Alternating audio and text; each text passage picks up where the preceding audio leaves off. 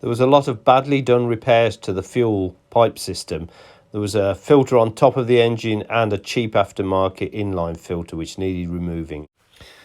That's 8mm or 5/8 copper nickel flexible pipe, which I'm going to feed down through the engine bay up into the boot space. And I'm going to do all this before I've removed the rest of the pipework so I can still use the car. I've been underneath and checked, and that's the return line, that's the feed line from the fuel tank, and that's the return line which will become redundant when I put the electric fuel pump in. I decided the best position for it to go down would be just down there, so that it comes up and then can go across and join the carburetor. Started the feed, so it goes down there, and I'll just go underneath and make it route through the chassis. It actually comes straight out here, right next to the existing fuel lines. So it will just be a question now of getting it to route through that chassis member. Given that I'd already removed the one piece of pipework, there was enough room to get this through.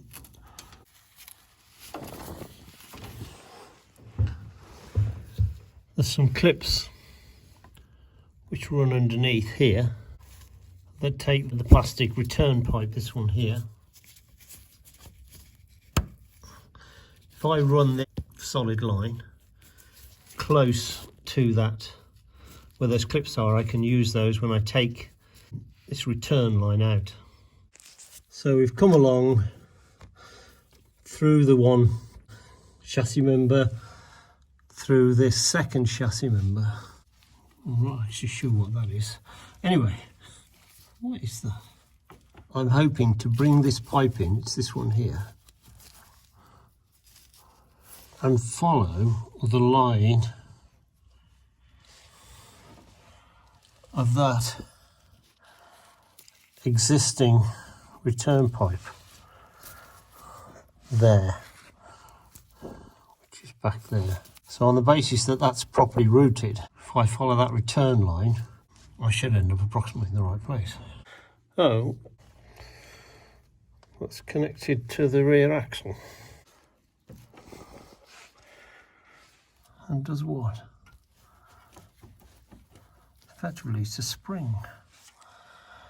That's another question for the Jensen Owners Club, because I haven't a clue. Right, it is sliding past above that return pipe.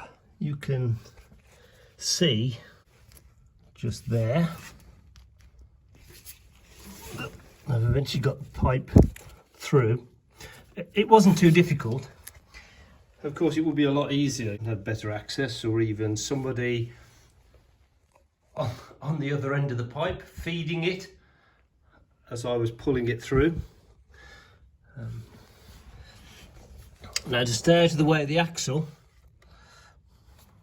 I'm going to have to follow this line of pipes going up, following that into the boot. I've now got the pipe to go up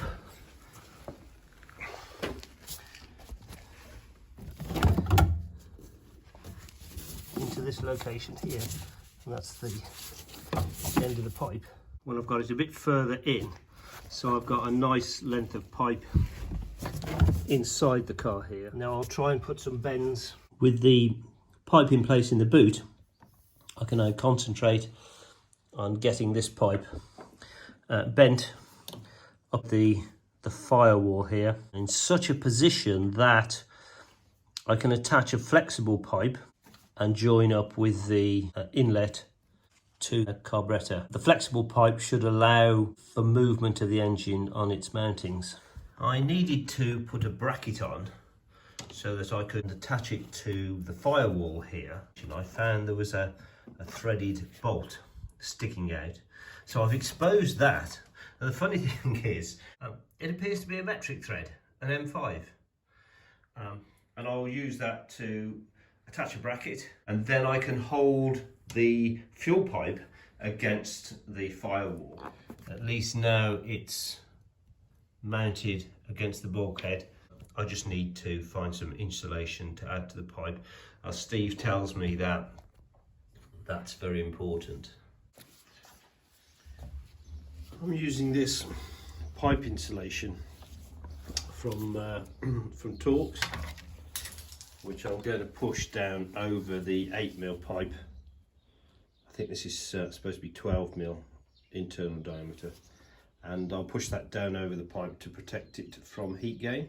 In that pipe I'll run the power lead that goes through to the boot area and the electric pump. It actually proved quite easy just to push that wire straight through the pipe until it came out the end. Then it was all about just feeding that protective cover onto that pipe all the way through. The insulation's on, so that just pushed down. At the far end I'd already put on some coolant hose pipe as a protection where the bends were. I wish I hadn't. I wish I'd have just gone with this, which would have slid on really easily with the wire inside, and that went down with the sleeve, so that was no problem. Just followed the sleeve down, made the connection with the pipe. The wire, the power wire, I'm just going to feed inside this black fuel pipe. It's one of those very small ones, just so that I can bring it along and bring it into the main loom. So this is the final arrangement underneath that steel cover before the pipes come through. I've got the power lead coming up, sealed off the return pipe, put an 8mm straight in, and then a 90-degree pipe. This pipe's already at 90 degrees coming up. Reconnected those either side to the breather to the petrol tank, and now I will put that steel plate back in place and then work above the plate. For this last bit I'm threading the wire through some more water piping just to protect it as it comes around that bend and the fuel pipe. I've made up the pump and filter arrangement on a wooden base, plywood. There's a slight disparity between the heights because the diameter isn't as great as the filter. That's a one-way valve filter, the pump. The flow will obviously be in that direction, and this does fit. It's just harder doing it with one hand. It does fit underneath. I will bring a pipe from the tank feed round the back of this unit and connect it to here. The one-way valve is, and the outlet will be from here and come into those pipes there. I'm going to adjust both of those pipes so that they are lower. To stop any fuel hoses coming adrift from the copper nickel pipes, you need to put a small flare on the end so that when you put your Jubilee clip on, it can't pull off. I'm using a brake flaring tool to achieve that. This pipe is SAE J30 R6, which is fine for current E10 fuels. All I would say is, technically, you're not supposed to have pipe like this inside the cabin, because it breathes, so allows some vapor out. That's why I think Steve uses PTFE fuel pipe, which is a solid center to it, which doesn't allow any vapor to come out. I think this is such a small amount of pipe, I don't think it's going to make any difference whatsoever. Steve, when he does his electric fuel pump changes, I know he uses the PTFE fuel pipe throughout, which is ultimately a much better result, but he has resources I don't. These two clips, in my view, provide quite a nice route to take the pipe down and bring it straight off there. It's worth mentioning I'm going to make a change there. This pipe, that's a pressure release valve in there. That pipe leads to a position on the outside where the fuel cap opening is.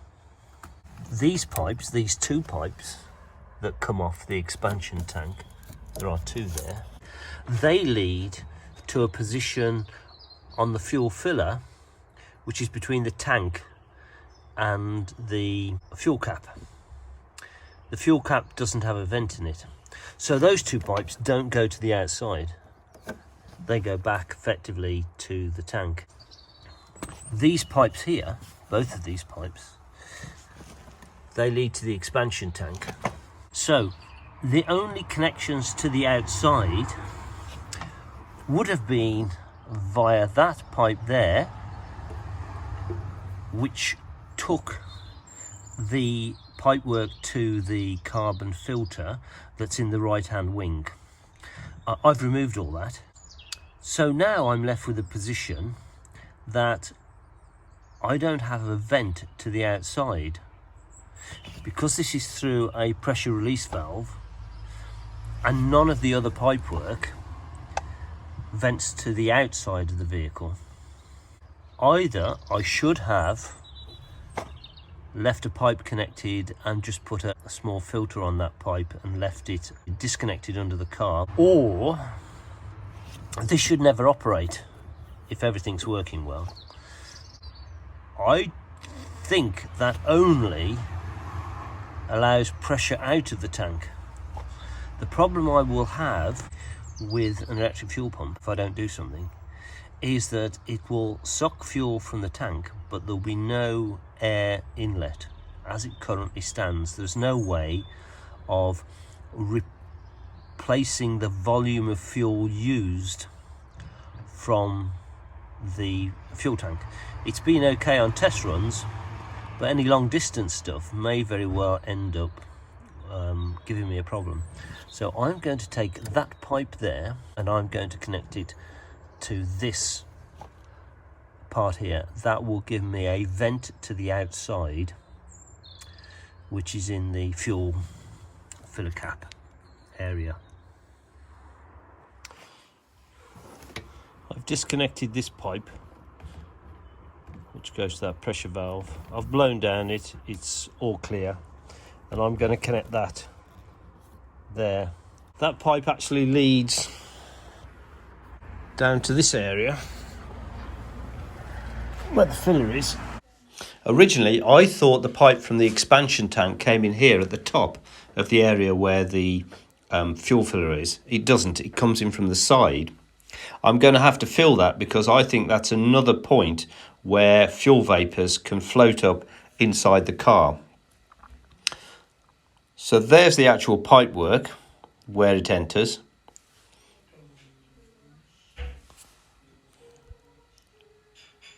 And there it is inside because I've removed that cover. So that should give that expansion tank and therefore the fuel tank a vent permanently to the outside. Whether or not I get smells, I'll wait and see. And if I am, then I'll probably just attach some sort of small carbon filter in this area. I didn't see this on the other unions. That one there, and I removed a union off this point here. What I didn't see, because they'd deteriorated, was that inside there is a plastic seal.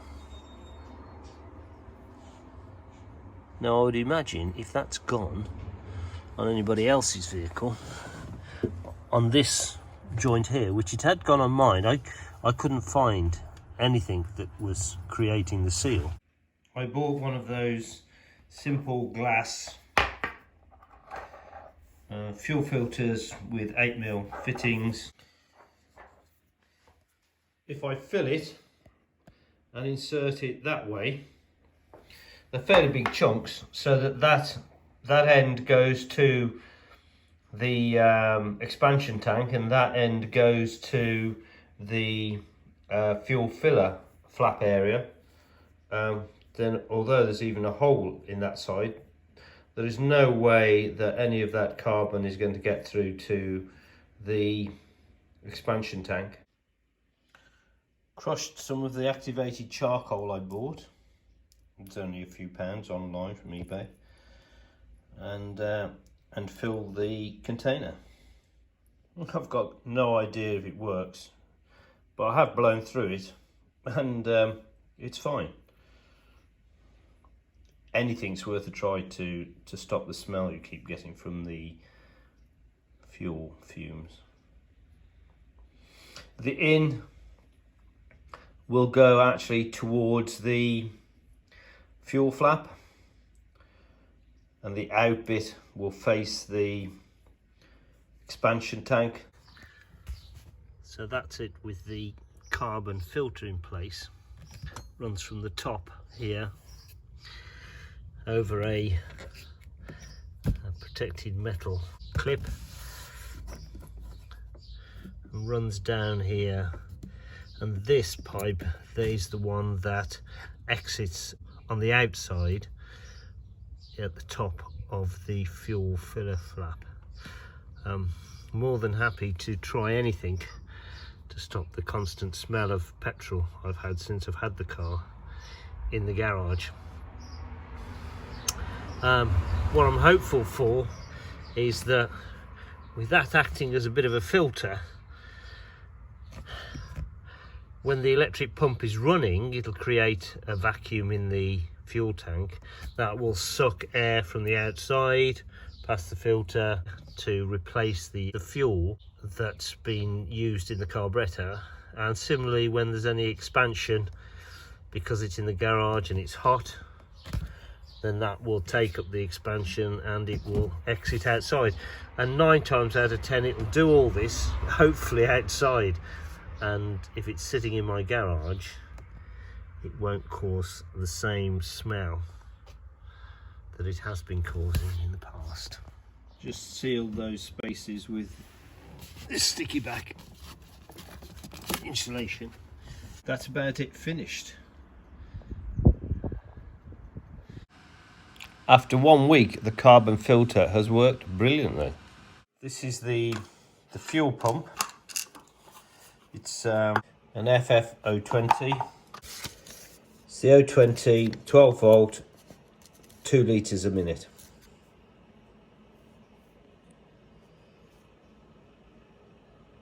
I'll just run down the fitting instructions.